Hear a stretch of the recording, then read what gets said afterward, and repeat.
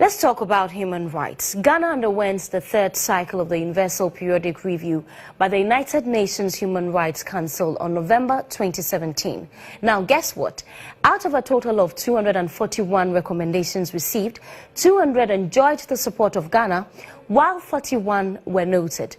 During the formal adoption that took place in March 2018, Ghana accepted an additional 12 recommendations, and out of that, 10 accepted and 2 partially accepted. Well, I'm sure you're eager to know which of the recommendations were wholeheartedly accepted and which were partially accepted. I've been joined in the studio by Jonathan Osei Owusu of Protector of Sentiment Foundation. Thank you very much for joining us. So for those of us who are not familiar with what your organization does, run us through briefly what you do. Basically, POS Foundation is a human rights organization that seeks to promote human rights, youth development, and social accountability. So currently we are the NGO that seeks to facilitate the Justice for All program and conveners for the Universal Periodic Review CSO platform in Ghana. Right. So explain to us why the United Nations Human Rights Council carries out these periodic reviews and what significance do they have for us? You know, we are members of the UN General Assembly. The UN Human Rights Council is a body that works to review the human rights records of every country in every 5 years. And so Ghana has been reviewed the first time in 2008 and was reviewed again in 2012. This is the third time Ghana is going through this UPR cycle and was reviewed in November 2017.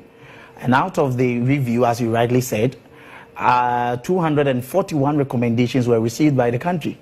And good enough, the country accepted 212 in total to deal with. Some of the issues that were recommended. We'll come and talk about it, but we'll also talk about shortly how well Ghana has performed in terms of preservation of human rights. But tell us, it was 241, right? And then we've been able to accept 212. Walk us through the ones that we did not accept and what reasons that is, if you have them.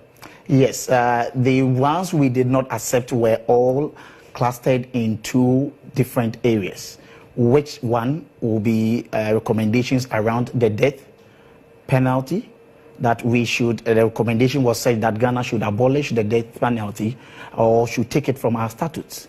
And so Ghana did not accept that because, you know, that is an entrenched position in terms of having the death penalty in our constitution. So before you can abolish the death penalty, you definitely will have to need a referendum to go through the process to enable you abolish the death penalty. So I think Ghana made this clear and said they were not going to be able to do that at the moment.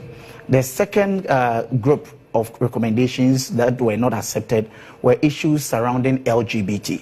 That is lesbian, gay, bisexual, transgender. They were issues that was of much concern to the state.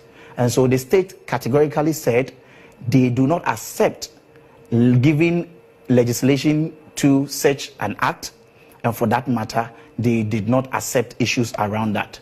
But a little interesting aspect of it, which is which I must mention, is that when it came to 2 recommendations on LGBT, Ghana accepted. That is, for them to be equally protected like any ordinary human being under the sun, and for them not to be discriminated against. They were the only 2 and LGBT that were accepted, but all in terms of getting legislative instrument and other things to legitimize this act, the government of Ghana or the state refused to accept that.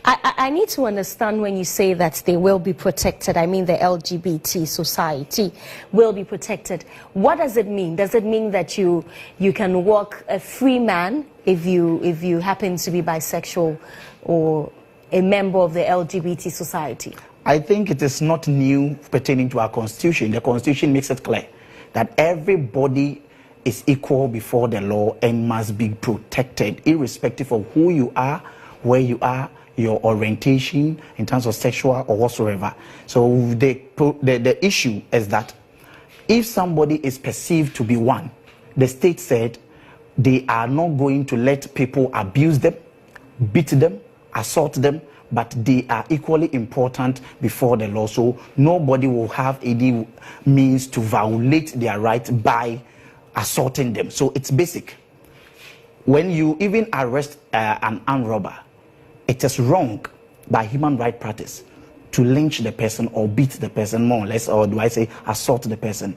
So it's not new, and it's nothing different from any other provisions in the Constitution and the Chapter 5 of the 1992 Constitution. This recommendation that you talk about we accepting that, when was it done? Because I know this is a no-no in this country. No, and then probably I may not have explained very well. Ghana emphatically said they are not going to accept any legislation around this issue. But when somebody is perceived to be one, they will also ensure that that person is not beaten, killed, or lynched, because even the arrested person have rights.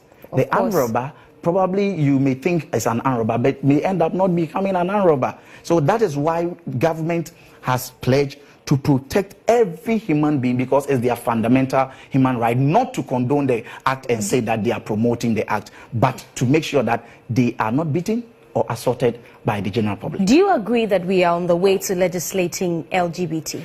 Far from that. Far from that, because do you know the processes that has to go through? Right. So if I'm seen to be with a woman and we are perceived to be married, we are not supposed to be discriminated against, right? That's basically what you're saying. Yes.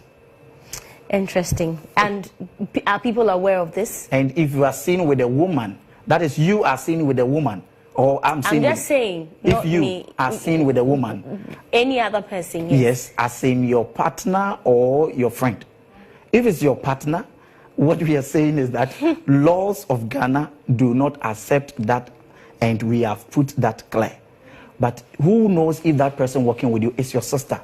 That is why it is important for the person not to beat you or assault you, because what they may perceive may not even be the truth. Well, as to whether it is your sister, I think that's debatable. Sometimes they are very easily predictable. I know you have limited time, but you never let us touch on the ones that were assaulted. Let me ask you this. By way of observation, do you think human rights are adequately respected in Ghana here? To some extent, when it comes to human rights and rule of law, Ghana has been painted to be one of the best countries in the sub-region. Nevertheless, if you compare your height to that of a dwarf and think you are tall, you are deceiving yourself. And so we have a long way to go, irrespective of the successes that we've achieved. If you look at the first cycle, the recommendations that were made were repeated in 2012, and some have been repeated 2016, meaning we failed in most areas to make sure that the human rights of these people are being protected. Talk about children in labor. Talk about women's participation in politics. It is low. Talk about prison congestion and violation in the prisons. So it is time for us to join hands with government and civil society to push the agenda, which we did in some few days with government, to get an implementation plan to make sure that all the recommendations received by the UN Human Rights Council are effectively implemented to its fullness. All right, thank you very much, Jonathan Osei Owusu, a protector of Sentiments Foundation. Anytime I feel that my rights are being violated, I'll call on you. Thank you very much.